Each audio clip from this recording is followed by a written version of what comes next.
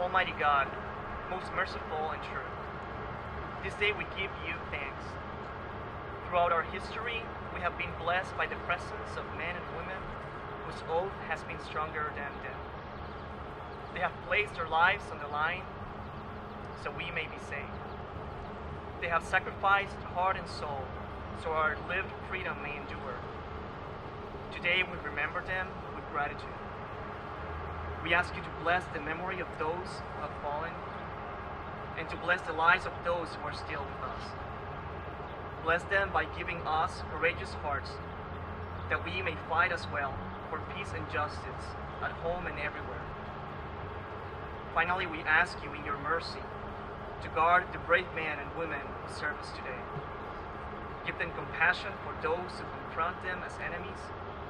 Keep them safe abroad and at home, giving them the desire for peace. Encourage them as they encourage one another, and never let hard duty separate from loyalty to you. In your name we pray. Amen.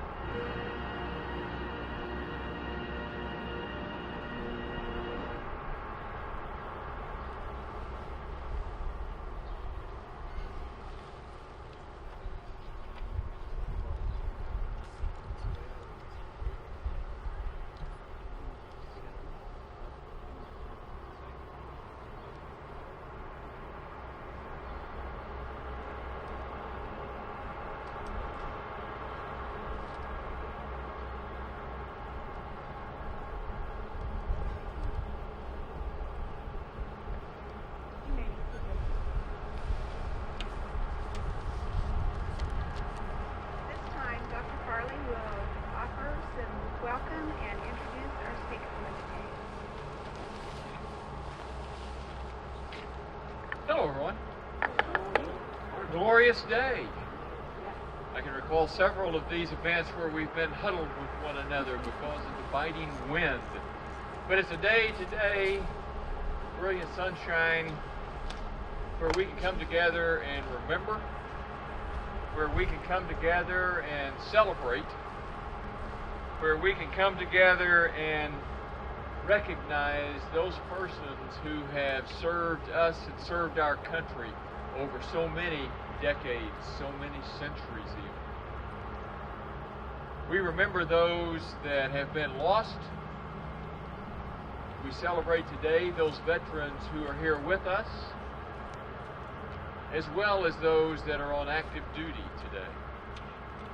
As we know, we have two major wars underway, where we have friends, where we have students, where we have colleagues who are serving in harm's way. We want to express our gratitude to the veterans and to all the active duty persons for what they do for each one of us. We also don't want to forget about the families, because the families that are here, the families of persons who are in the military, are just as important perhaps. It's those people who have to endure the anxiety, have to endure the concern, have to endure the separation from their loved ones. And we want to ensure that we keep them in our hearts and prayers as well. As we look at what we do each day and the great benefits that we have in this country, it's often easy to forget that there are those that are truly sacrificing on our behalf. And when we think about what it is that we are sacrificing, what sacrifices have we made as individuals? What sacrifices have we made as a country during these difficult times? I don't think that we have recognized that sacrifice. I don't think that we have sacrificed adequately. I think each of us should dedicate ourselves to do more. Dedicate yourself when you see a person in uniform, to walk up to them and greet them and say thanks. I occasionally have traveled around the country and in airports. It is always absolutely inspiring to see a group of military young persons who are either coming back or who are departing, and to be able to go up and shake their hands and to tell them how much we thank them for what it is that they do. I hope that each one of you will take time to do that as well. It is because of the service of the veterans and the active duty persons that we're able to be here today, and we're grateful for that. And it's my great pleasure today to introduce to you a person who has served our country and served our city. We have with us today Chief Warrant Officer Ron Brown, who has been in the military, just retired recently for over 31 years, who has just retired as a Topeka police officer after 28 years. The positions that he has held, the things that he has done, the accomplishments that he has had are truly remarkable. He's a Washburn alumnus. He's in school at Washburn, and he teaches at Washburn. And he is not running away now, as he'd probably like to when he hears the call of the siren. But he is with us here today, and help me welcome him to this ceremony.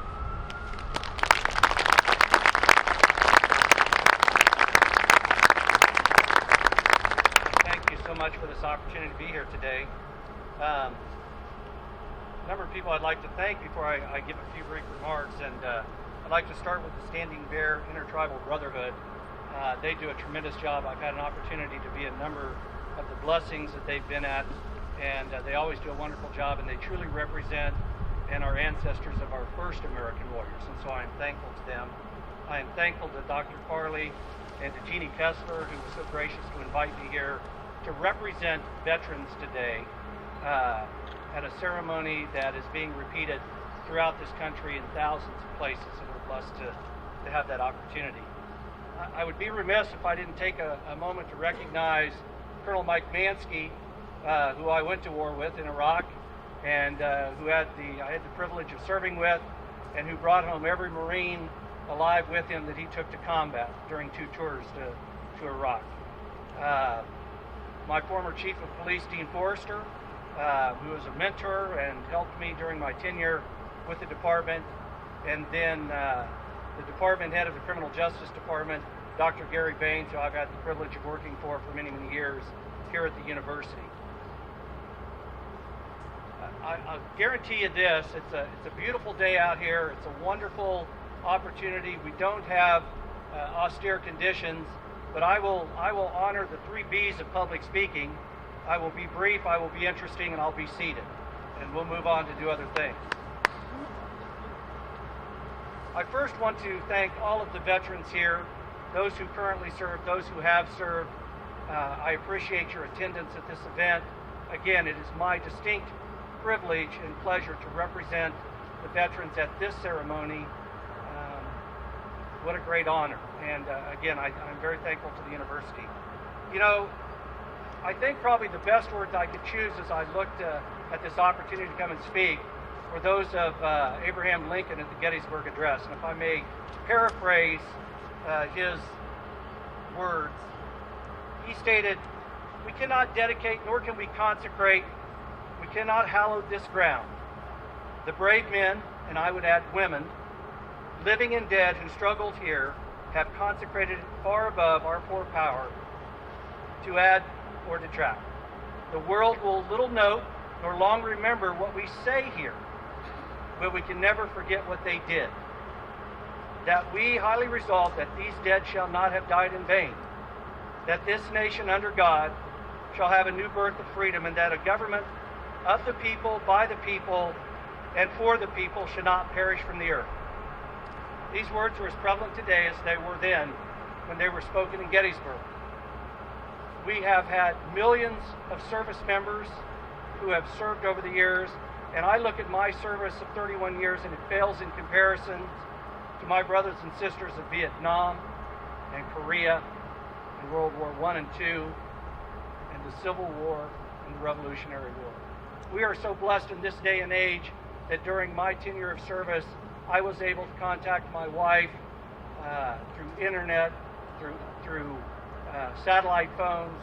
I was able to talk to them on a fairly regular basis, and we know that that greatest generation, those of years past, didn't have those luxuries and spent many a month, sometimes into the years, without hearing from loved ones, without seeing them, without having the opportunity to correspond with them. So our service today, while as great as it is, I still feel pales in comparison to those who served before. We are truly blessed by our forefathers and by those who served ahead. I'd like to take just a moment to give you a brief example of what our young service members are doing. I had an opportunity during my time in Iraq to see firsthand the tremendous will of the American service member. On April 6, 2004, as we were on a convoy driving through Fallujah, we were ambushed on the roadway by mortars and machine guns. Now, I can tell you at that time that we meant no harm to anyone. We were simply moving from Baghdad to Ramadi, but we were attacked, and we were attacked very violently. And we turned towards that ambush, we attacked that ambush, and we drove the enemy away, the Mujahideen. During that time, we found a stash of IEDs, of mortars that those individuals intended to use against our fellow service members at some point in the future. So we awaited word from higher headquarters on what to do with those things. And as we awaited, those who ran from us mounted a counterattack, and we stood in a severe firefight for well over 45 minutes, a horrendous firefight. And I will never forget on that day, at that time, watching our young servicemen who stood their ground and did not yield an inch under intense fire, under numerous explosions, with rocket-propelled grenades and mortars dropping around them. They gave not 1 inch. And that story reminds me of all of those stories, from my brothers and sisters in Vietnam, from the world wars, from Korea, because that has been repeated in Afghanistan and in Iraq almost daily for the last many years. We have the privilege of living in this, the greatest nation that the world has ever known. And we are truly blessed by God to have an opportunity to come together, to spend time with one another, and to recognize veterans. Dr. Farley's words are very, very prevalent with regard to the families. You know, while I had the opportunity to be a commander on a number of occasions during my tenure in the Marine Corps, when I came home, I always knew who the commander-in-chief was. My lovely wife of 30 years, Margaret, who stood by my side, who sent me those packages, as many of those family members do each and every day in support of their soldiers, sailors, airmen, Marines, Coast Guard members, who provide that support when they come home, who continue to support them day in and day out. And we are so thankful for our families and for the tremendous support they provide.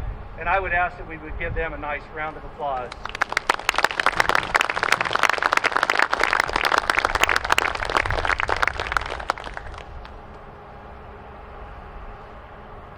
Dr. Farley's words are also greatly remembered in that we do pray for peace, but we have to prepare for war.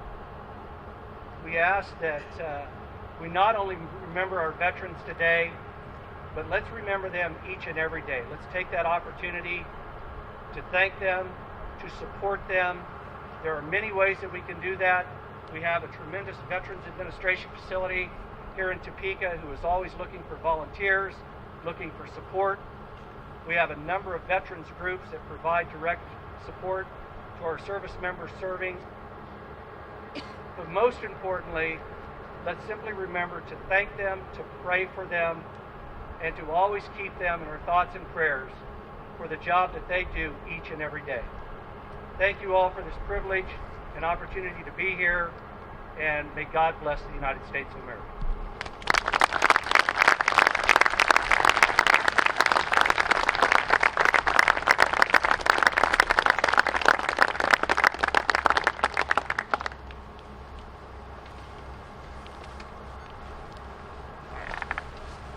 Thank you, Ron.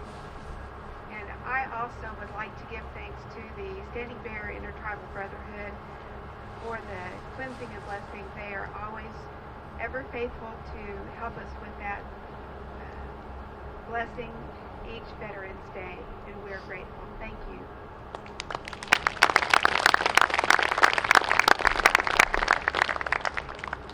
At this time, I'd like to share some names that people have shared with me. So if you would bear with me as we give tribute to these individuals.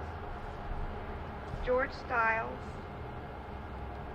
Staff Sergeant Johnny Bradley, Quentin Russell, Randy Sanders, Al Matthews, Orrin Gardner, Phil Gartner, Phil Bruder, Louis Soldina, Major Ronald Soldina, Sergeant Curtis Van Dong, Francis David Kessler, Clifford Peterson, Albert James Lyons Jr., Lee Stover, David A. Kendrick, Rod Kendrick, Colonel David D. Kendrick, Colonel Dorothy Stover Kendrick, Corporal Jared Burney, John A. Moore Jr., Gilbert Edward Davis, Gene McGinnis, Roy Walker, Ray Emmert,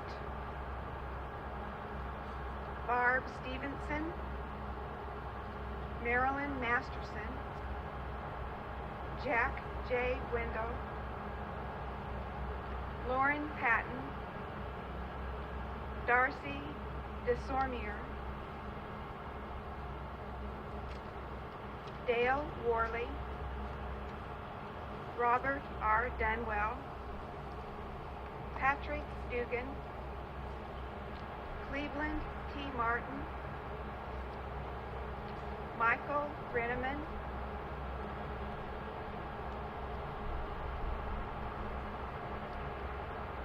James C.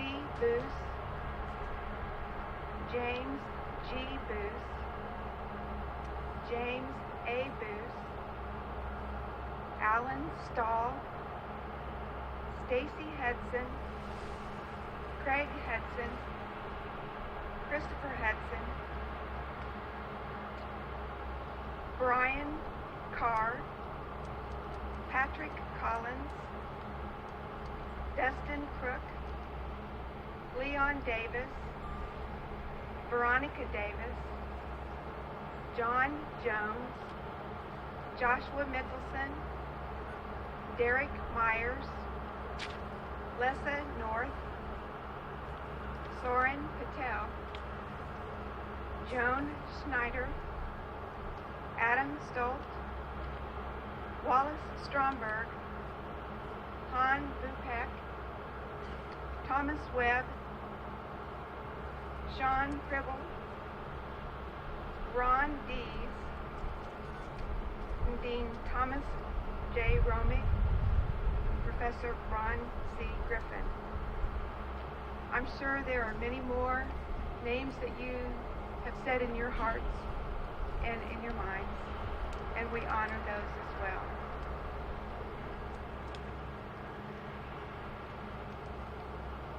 Sometimes we take our freedoms for granted as though they can't be lost, yet they can't be maintained accidentally or protected casually. They have been preserved with the spirit of sacrifice by the blood of America's sons and daughters who have dug the trenches, stormed the beaches, flown the missions, nursed the wounds, endured the hardships. Every generation must be reminded of the debt we owe to those who have fought for what we enjoy. Every generation must step forward to fight for those who will follow. Every American must pause to salute the men and women who have defended and continue to defend the freedoms we hold dear. This time, we'd like to present wreaths in honor of the veterans who have fallen.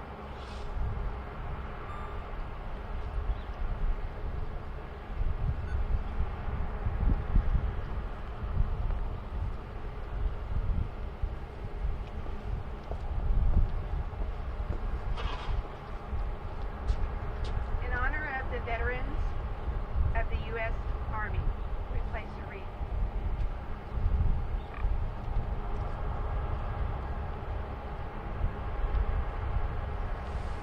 In honor of the veterans of the U.S. Navy, we place a wreath.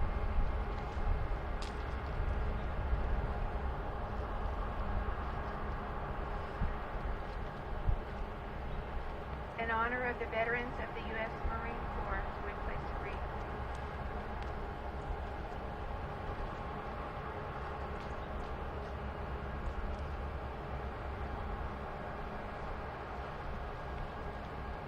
In honor of the veterans of the United States Air Force, we place a wreath.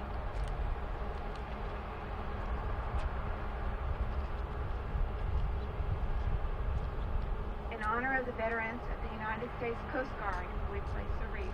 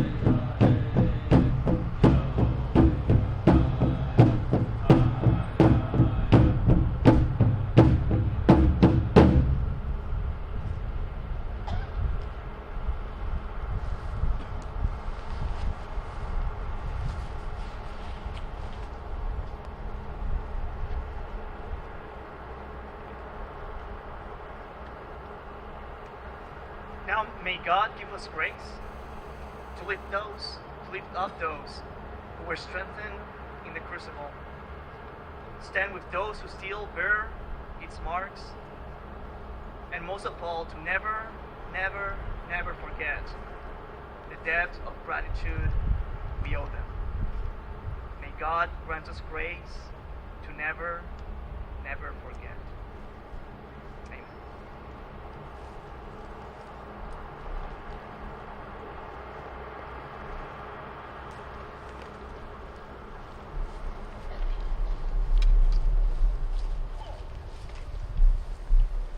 Fire.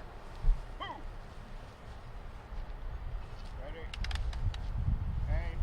Fire. Aim. Fire. Fire. Right. Up and on. Left. Wait. Use that. On.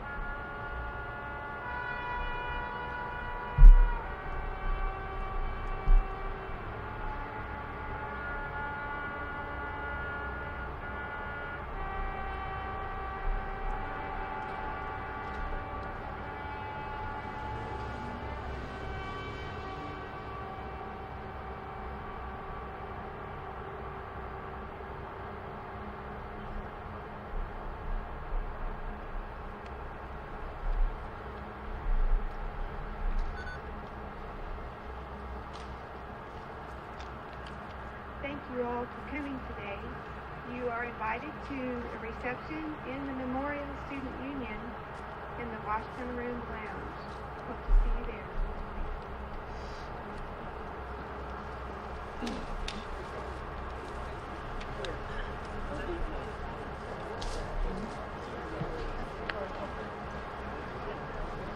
Might as well go.